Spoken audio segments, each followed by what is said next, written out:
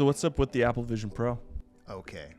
I need you to buckle the fuck up. Blackmagic today announced the actual specs and pre-order for the the Blackmagic Ursa Cine Immersive.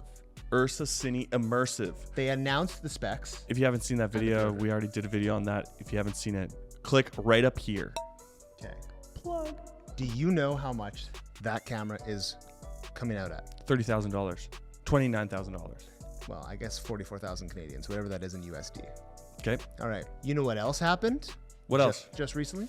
Your eyes are ridiculous, dude. Apple released the first ever scripted piece of content exclusive for the Apple Vision Pro, written and directed by an Academy Award-winning director, the same person who made All Quiet on the Western Front. Ooh. Edward Berger. You're going to watch it now for the first time. Here we go. I'm going to watch it live. Apple Skeptic reacts. First piece of content made exclusively for the Apple Vision Pro. First scripted piece of content. First scripted piece of content. Get it right if you're going to watch it. You're fine. I'll be 2 seconds. Oh, 1 second. Just let me put this widget over here. Yeah, okay. I'm just building my workspace right now. I have to, now you're in. Maybe it would be, yeah. Seeing someone laugh at you through the vision of the Apple Vision Pro, I don't think there's anything more demoralizing than that. Like this is like, save this setup? Yeah. Yeah, save it. Why Let's not? save it. Who cares? Continue. Gonna have to erase it anyways. Submerged? Okay, so you're gonna look at Submerged. You're Okay. gonna hit play. And when I tell you, you're gonna have to make sure the audio's loud and you gotta buckle up. Whoa! I am looking at a submarine above my head right now. There's darkness below me. Yo, the close-ups are like too close. I know. It's uncomfortably close. Okay, genuinely, you know what this feels like right now? This feels like a museum diorama. Oh yeah. Okay. As in an immersive way? When the camera moves, it's very immersive because you can actually shift your head and see like more 3D spaces. Mm-hmm. When it's just a static shot, it feels like I'm just watching any other movie. It was so incredible from an experiential perspective, but I wouldn't say the writing was like anything crazy. Damn, why you gotta do burger like? Oh, they just flipped the 180-degree roll. Yeah. They Isn't just that jarring?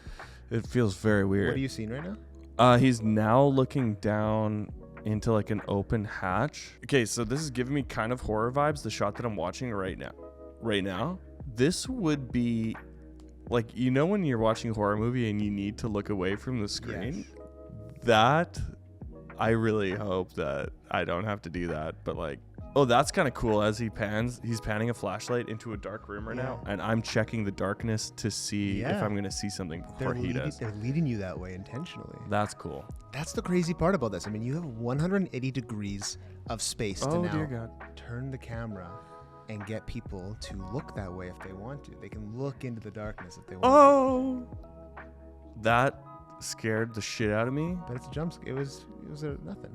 So essentially they do a really big buildup of these two guys who break away from their crowd. They establish that, you know, these two guys have rapport, relationship. Oh, this is Torpedo. Let's go, dude. And then things go crazy. There is a torpedo involved. They do get attacked. To preface this, the first line that you see before watching this whole thing is that they placed the setting that you are 400 feet underwater in a submarine. That's how this begins. Whoa. Okay. Bet you didn't see that coming. This is actually addressing that one issue that I talked about with focal planes, where like if the camera is set to focus on something, I'm trying to look at another part of the thing and I actually can't because it's out of focus. Exactly. Wait, why did Steam turn this guy completely paralyzed? He just blinded him. He's being a baby. Sorry, I shouldn't be arguing plot. This isn't what this is about. No, I know, but I will be the first to agree with you that the plot was, but the experience. Okay, this is my worst fear ever, being stuck underwater in a enclosed space. Like, I literally have nightmares about this. So this is not great. We're not a big fan of this. They do a really cool job in this in one scene where they actually put the camera about halfway through the water. So if you were to actually, I think Josh has passed it, but if you were to look down, you can actually somewhat see the water and you can see above the water. Like, it's perfectly level. Oh my gosh, I hate this real. so much. So yeah, that was cool. At the end, you hit the credits. To all those who served the silent service. Yeah, there we go. Edward Berger, dude. Here's the thing. If you are going to make something that unique and immersive, who gives a crap about your plot? Apple Skeptic strikes again. I thought that was like low-key pretty mid. You think that was mid? Yeah. I beg to differ. It's hard to describe. I knew he was going to shit on it. I don't want to. I want this to be cool. Sounds like you I really do. But if you've ever been to like Disney World Smell-O-Vision 2.5D, this is the same. Things are kind of 3D. Kind of. When the camera is moving, it's very cool. When the camera's not moving, it feels like every scene cut is when you're switching scenes walking through a museum and you see like different dioramas. So that's what it feels like. Yeah, and I understand that point of view for sure. I agree. For some of it. It was cool. Don't get me wrong. I think we got to remember this too. Has anyone even seen a video like this unique, come out for any other headset? Not spatial headset, a headset. No, I wouldn't say so. Right. The fact that this is sort of like one of the first of its kind for a device that is still version 1 of its kind, like, could you imagine this being the first, what it will be like after this? Yeah, you know what? Now that I've watched that, though, I do think that the thing that will differ, like in filmmaking, the thing that will make things great for the Apple Vision Pro is experiencing something that the viewer themselves cannot experience, whether that is a drone or a camera move or even just like an action, like someone riding downhill on a skateboard or something like that. Things that people don't normally do, that is where this will shine. I don't know if people normally would swim 400 feet to the surface on no oxygen tank in the middle of the ocean. Right, but they didn't show that. Well, they kind of did. They just showed like a wide shot of someone swimming. I mean, it kind of feels like you're down there, no? There was some definite parts, like when you were... Okay, actually, one thought that I had was the one kind of jump scare part. I thought to myself, like, there's nowhere to go. I can't do anything. I need to watch this and experience this. And that's like... That's cool. It's anxiety inducing. Yeah, and it's pretty neat. It's cool. What would you say? Okay, sure. Let me Vision Pro Cynic. Okay, go ahead. Let me just... What's your highlight? But I just want to caveat. I think that was cool. I think that it was well done. I think that they could have gone harder to show some of the strengths of the Apple Vision Pro. That's it. So what was the highlight then for you on this? What would you say like the coolest part of this? Cool. Yeah, the coolest part was definitely the torpedo shot when they load a torpedo into the thing and you like it moves back with it and you're like, oh, this, and then one of the wings of the fins of the back of the torpedo, it feels like it's gonna hit you. And that was neat. That was like, yeah, it felt like you were right there. That was cool.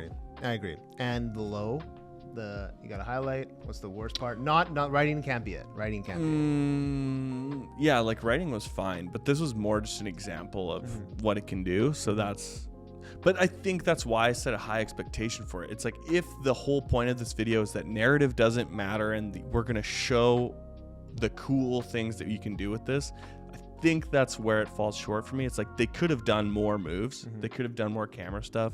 Agreed. It's obviously hard to light a small set like a sub and to do a move where you won't see the lighting. So understood. And that's funny actually, because what I wanted to show you next before, like to finish this off, was there's a BTS that got released on this, which is really cool. And some of these things we've actually addressed, and some of them are true. Cool. But one of the things you just made a good point of is the grip actually said on this, like it was the most difficult part of this whole process was the fact that I had to hide my lights because everything was able to be seen. So they did a lot of the practicals have to be like, yeah. And he was like working with the set deck department to like hide lights behind things and stuff like that. One of the things I think was great, wait for it. I'll put a little bit of audio. One of the things I think was great. So they have the actual water, obviously, which is super sick. this. Oh, yes. So we We're were right. Yes. So what we are referring to is there's a shot right now of the director watching the preview of the camera Yep. through the Apple Vision Pro. Like it is acting as a viewfinder. Yep. Which was one thing that we thought would be an amazing addition to the Blackmagic Cine Immersive. Yeah, and the coolest part is there's actually a part, we're not playing the audio on this, but there is a part in this BTS where he says, oh, he's a little too close to the camera. Can you back him up a bit?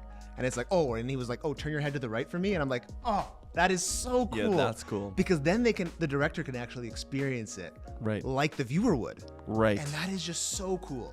My question to you, pausing on this, does that look like it's possibly the Blackmagic Cine Immersive? Yeah. Think so? Is it not? Reddit seems to think that it's not because they haven't actually shown it. In fact, they never talk about the camera once.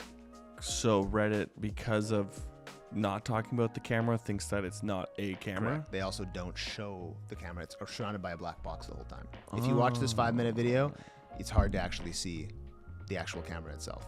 What does Reddit think the camera is? They don't know.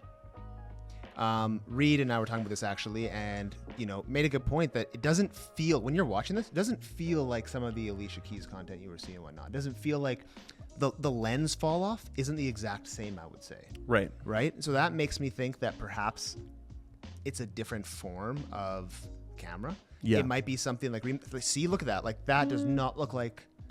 Could just be an early model. It could be. It could be. Like a deconstructed version. Yeah.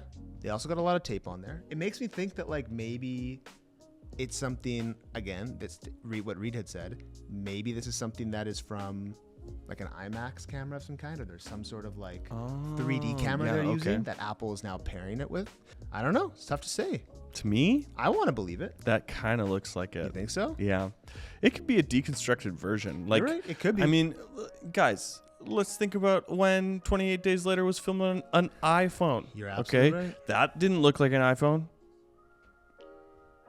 We can true. deconstruct things. We can move things around. We know that Apple does this with the shot on iPhone commercials. We've seen them deconstruct iPhones to do what they need to do.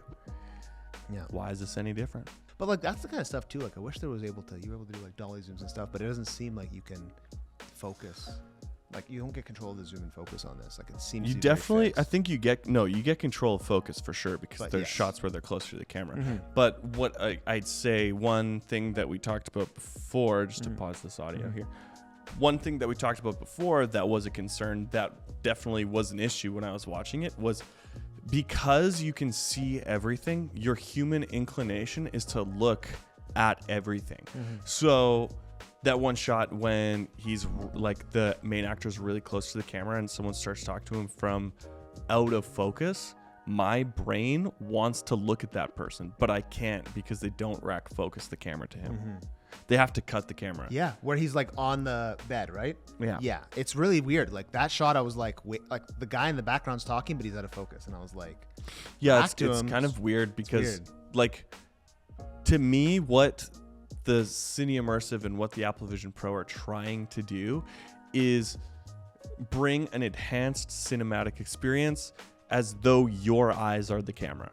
Now you cannot do that if you cannot look where you want to look. And I don't think that there's actually a quick solution to that because like, what are you going to do? Have a dual focus and then an eye tracking system to see where your the focal of your eyes is going and then convert that to throwing focus. How do you light for that though? That's a good you question. know, like it's a good question. interesting. Really good first run at it. Really, like genuinely. I know that I was critical, but good first run of it. Did say mid. I wish that they did more kind of like camera moves or flips or something that was like kind of made my head spin a little bit. Yeah. But Good yeah, first run. it's cool. Diorama though, it did feel like a diorama.